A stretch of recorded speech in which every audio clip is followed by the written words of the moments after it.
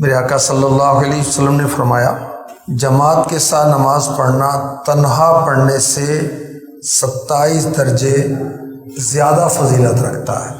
میرے آقا مکی مدنی مصطفیٰ صلی اللہ علیہ وسلم نے فرمایا، جس نے کامل وضو کیا پھر نماز کے لیے چلا اور امام کے ساتھ نماز پڑھی، اس کے گناہ بخش دیے جائیں گے۔ ارشاد فرمایا میرے آقا صلی اللہ علیہ وآلہ وسلم نے، جو اچھی طرح وضو کر کے مسجد کو جائے، لوگوں کو اس حالت میں پائے کہ نماز پڑھ چکے ہیں، تو اللہ تعالیٰ اسے بھی جماعت سے نماز پڑھنے والوں کی مثل ثواب دے گا اور ان کے ثواب سے کچھ کم نہ ہوگا۔ ارشاد فرمایا مکی مدنی رسول ہاشمی صلی اللہ علیہ وسلم نے، منافقین پر سب سے زیادہ بھاری عشاء اور فجر کی نماز۔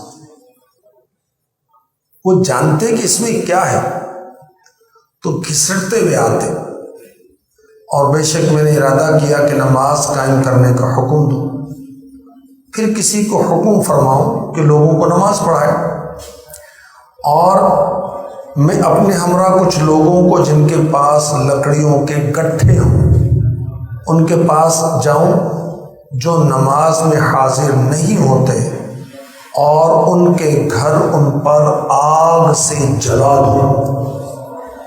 کون فرما رہے ہیں؟ رحمت للعالمین، انسانوں پر رحمت، پرندوں پر رحمت، درندوں پر رحمت، چرندوں پر رحمت، میرے نبی فرشتوں پر رحمت ہے، رحمت عالم ہے۔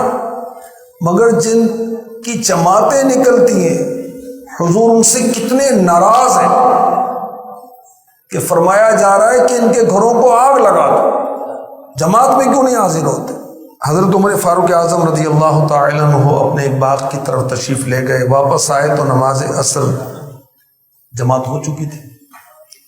کہا انا للہ و انا الیہ راجعون، فرمایا میری عصر کی جماعت فوت ہو گئی، تو میں گواہ بناتا ہوں میرا باغ مساکین پر صدقہ ہے تاکہ اس کام کا کفارہ ہو جائے۔ مسلمانوں کی غالب اکثریت نماز نہیں پڑھتے، افسوس۔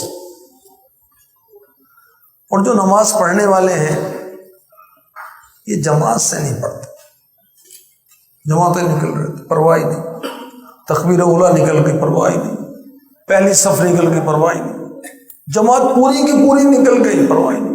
توبہ استغفر اللہ استغفر اللہ۔ ایک مرتبہ بھی جماعت بلا اجازت شرعی ترک کرنا گناہ کا کام، مکروہ تحریمی، جو عادی ہے وہ فاسق